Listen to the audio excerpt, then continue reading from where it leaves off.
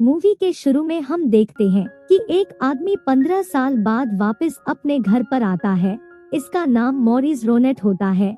इससे पहले ये फ्रांस में एक जर्नलिस्ट का काम करता था। इसके बाद मॉरिस अपने पड़ोस में रहने वाले बचपन के दोस्त अल्फ्रेडो से मिलने जाता है। वे दोनों कई साल बाद मिले थे, इसलिए अपनी पुरानी बातें और पुरानी गर्लफ्रेंड्स को याद करते हैं। मॉरिस अब भी सिंगल ही था। आगे हम देखते हैं कि शाम को वे दोनों एक पार्टी में जाते हैं जहां काफी मेहमान आए हुए होते हैं। तभी उनमें मॉरिस को अपनी एक्स गर्लफ्रेंड कटरीना दिखाई देती है। वो अपनी एक फ्रेंड लुइसा के साथ वहां बैठी हुई थी। तब मॉरिस उनके पास जाता है और उनसे बातें करने लगता है। कुछ देर के बाद लुइसा वहां से चली जाती है। अब मौका पाकर मॉरिस कटरीना की तारीफ करने लगता है और उसे बताता है कि मैं आज भी तुमसे उतना ही प्यार करता हूँ जितना स्कूल टाइम में किया करता था। और वो उसका हाथ पकड़ लेता है तो कटरीना उसका हाथ हटाते हुए कहती है कि लोग देख लेंगे और मैं इतनी भी फ्रैंक नहीं हुई हूँ कि इस तरह लोगों को अनदेखा कर दूं। तभी लुइसा भी वहाँ आ जाती है। फिर मॉरिस उन्हें बाय कहता है और उठकर वहाँ से चला जाता है। उसके जाने के बाद लुइसा उसकी काफी तारीफ करती है।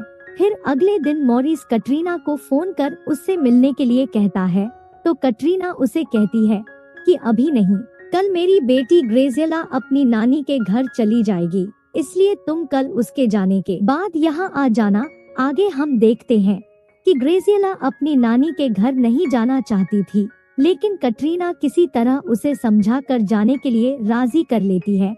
फिर अगले दिन ग्रेजियला के चले जाने के बाद मॉरिस वहाँ आ जाता है तो कैटरीना उसके लिए ड्रिंक बनाने लगती है कि तभी मॉरिस उसका हाथ पकड़कर उसे कहता है कि तुम चिंता मत करना, हम कभी भी कुछ गलत नहीं करेंगे। और फिर उसे किस करता है। कैटरीना भी शायद ऐसा ही कुछ चाहती थी, इसलिए वो भी उसे नहीं रोकती और इसके बाद वे दोनों खूब घपाघप करते हैं। इंटीमेट होने के बाद कैटरीना उसे बताने लगती है कि किस तरह हम बचपन में पहली बार इंटीमेट हुए थे और फिर वे अपने बचपन की यादें ताज़ा करते हैं। उस दिन के बाद से वे कई बार एक दूसरे से मिलते हैं और धीरे धीरे उनमें और ज्यादा नजदीकियां बढ़ने लगी। फिर एक दिन कैटरीना उसे ग्रेजियला से भी मिलवाती है। ग्रेजियला को भी मॉरिस काफी पसंद आता है, जिसके बाद वे साथ रहने का फैसला करते हैं। दूसरी तरफ ग्रेजियला भी अपनी बढ़ती उम्र के साथ अपने फिगर को शीशे में देखकर खुश होती थी, क्योंकि वो भी अब जवानी में कदम रखने वाली थी। और अक्सर रात को जब कैटरीना और मॉरिस इंटीमेट होते थे तो ग्रेजियला उन्हें चुपके से देखा करती थी। और इसी तरह जब मॉरिस कई बार रात को उठता था तो ग्रेजियला के कमरे का दरवाजा खुला होता था।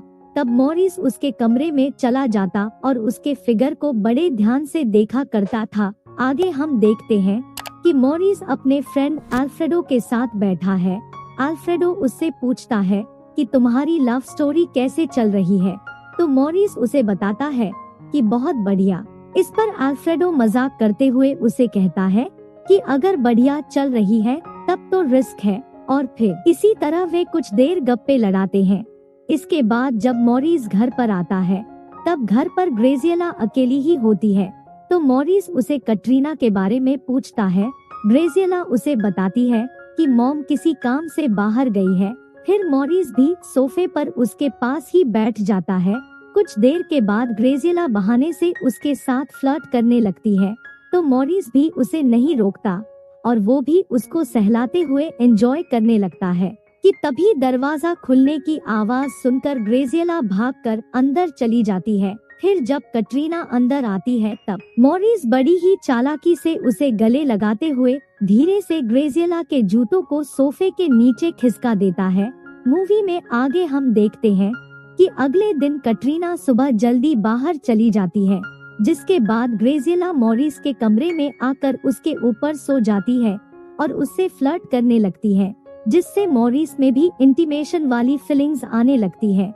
लेकिन थोड़ी देर के बाद ग्रेजियला अचानक से वहाँ से चली जाती है। आगे हम देखते हैं कि एक दिन मॉरिस और कैटरीना किसी पार्टी में होते हैं, लेकिन मॉरिस पार्टी में बोर हो रहा होता है तो वो कैटरीना को वहीं छोड़कर घर चला जाता है। घर पहुंचने पर वो देखता है कि ग्रेजियला घर की सफाई कर रही होती है तो मॉरिस भी वहीं सोफे पर लेट जाता है और मैगजीन पढ़ने लगता है। फिर कुछ देर सफाई करने के बाद ग्रेजियला भी आकर सोफे पर उसके साथ सो जाती है और मैगजीन पढ़ने का बहाना करने लगती है। उसकी हरकतों से मॉरिस उसका इरादा भांप लेता है और उसके साथ फ्लर्ट करने लगता है। फिर जब ग्रेजियला उठकर वहां से जाने लगती है तो मॉरिस उसका हाथ पकड़कर उसे रोककर अपनी तरफ खींच लेता है और फिर दोनों एक दूसरे को किस करते हैं, जिसके बाद वे फोर्सफुली इंटीमेट होते हैं। सब कुछ करने के बाद मॉरिस उससे पूछता है कि तुम ये सब इतने अच्छे से जानती हो, क्या तुमने पहले भी किसी के साथ ऐसा किया है? तो ग्रेजियला उसे बताती है कि मैंने ये सब अपने एक दोस्त के साथ किया था, लेकिन तब मुझे इतना मजा नहीं आया था।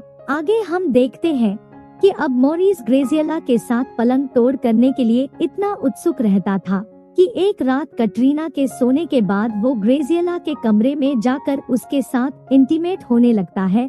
तभी कटरीना की नींद खुल जाती है और वो देखती है कि मॉरिस बेड पर नहीं है, तो वो उसे ढूंढते हुए ग्रेजियला के कमरे की तरफ चली जाती है और उन दोनों को घपाघप करते देख लेती है। उन्हें इस हालत में देखकर वो शॉक हो जाती है। फिर जब मॉरिस वापस अपने कमरे में आता है तो कटरीना इस बात को लेकर उससे झगड़ा करती है। कटरीना समझ नहीं पा रही थी कि ये सब क्या हो गया। तब मॉरिस उसे समझाने की कोशिश करता है और उसे शांत करता है। फिर अगली सुबह कटरीना ग्रेजियला को अपनी नानी के घर चले जाने को कहती है जब तक कि उसके लिए कोई अच्छा बोर्डिंग स्कूल नहीं मिल जाता, पर ग्रेजियला उसकी बात मानने से इनकार कर देती है। तब कटरीना उस कांड के बारे में बताते हुए उस पर बहुत गुस्सा होती है, तो ग्रेजियला उससे माफी मांगते हुए कहती है कि मैं प्रॉमिस करती हूँ कि आज के बाद हम दोबारा ऐसा कभी नहीं करेंगे। आगे हम देखते हैं कि अब घर में सब लोग अजनबी की तरह रहने लगे थे और सब एक दूसरे से नजरें चुराने लगते हैं। तब मॉरिस कुछ दिनों के लिए अफ्रीका में जॉब मिलने का बहाना बनाकर घर से चला जाता है और वो अपनी एक गर्लफ्रेंड रोसिना के साथ रहने लगता है। फिर एक दिन ग्रेजियला उन दोनों को घपाघप करते देख लेती है, जिसके बाद वो रोसिना के साथ झगड़ा करते हुए उसे थप्पड़ जड़ देती है। वो रोसिना से मॉरिस को छोड़ने के लिए कहती है, लेकिन इसके बाद भी रोसिना मॉरिस से मिलना बंद नहीं करती। ये देखकर ग्रेजियला बहुत ज्यादा हर्ट होती है और रोते हुए अपने घर पर पहुंचती है। फिर जब कटरीना उससे रीजन पूछती है तो वो उसे सारी बात बता देती है और उसे कहती है कि तुम मॉरिस को वापस घर ले आओ। उसकी ये बातें सुनकर कटरीना समझ जाती है कि अब इसका कुछ तो करना ही होगा, क्योंकि अब पानी सर के ऊपर से निकल चुका था। फिर अगले दिन कैटरीना तैयार होकर मॉरिस से मिलने उसके घर चली जाती है। मॉरिस कटरीना को देखकर खुश हो जाता है और उसकी तरफ बढ़ता है। तभी कटरीना अपने बैग से पिस्तौल निकालती है और उसे गोली मार देती है।